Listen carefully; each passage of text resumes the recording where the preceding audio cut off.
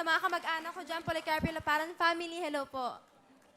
Okay, and then, ano ka naman? KNTMNL? Ano yan? Kent, Manila po. Kent, Manila. Yes. Galing ah. So, ilang views to? 50 million views. Ano yun? Ano yung ginawa na yan? Ang title nun, Tamang Hinala. Para sa mga tamang hinala dyan. Oo, lalo na yung mga lalaki. Mga tamang hinala talaga yun, di ba?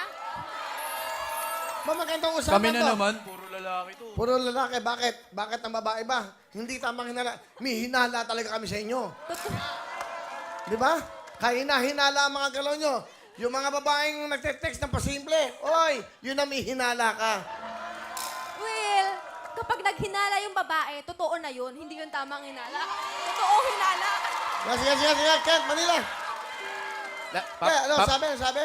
Parang Pagtanggol Will, mo. papalagang ko pa ba? Wag. Maging gentleman tayo. Pero ang pagtanggol mo, karapatan ng mga lalaki. Hindi naman lahat ng lalaki ganun. Ah.